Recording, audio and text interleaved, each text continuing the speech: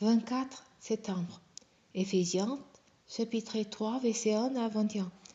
C'est pourquoi, moi, Paul, le prisonnier de Jésus-Christ, pour vous, les non-juifs, vous avez très certainement appris quelle responsabilité Dieu, dans sa grâce, m'a confiée à votre égard. Par révélation, il m'a fait connaître les secrets de son plan que je viens de résumer en quelques mots. Amélisant, vous pouvez vous rendre compte de la compréhension que j'ai de ces secrets qui concernent Christ. En effet, Dieu ne l'a pas fait connaître aux hommes des générations passées, comme il a révélé maintenant par le Saint-Esprit à ses apôtres, ses prophètes qu'il a consacrés à son service. Et ce secret, c'est que, par leur union avec Jésus-Christ, les non-juifs recevant le même héritage que nous, les juifs. Ils font partie du même corps et on porte la même promesse par les moyens de l'Évangile.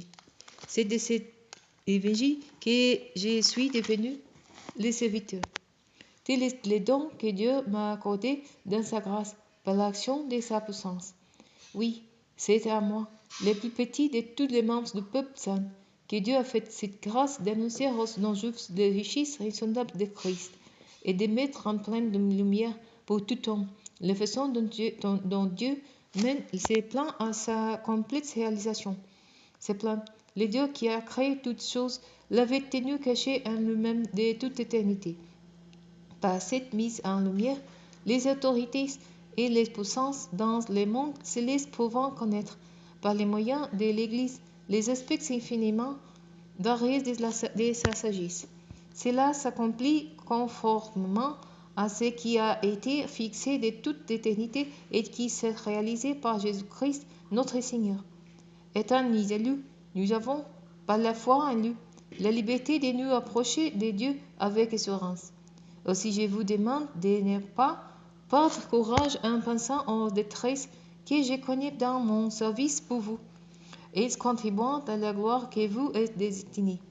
C'est pourquoi je mets à genoux devant le Père, de qui dépendant, comme d'un modèle, toutes les familles des cieux et de la terre.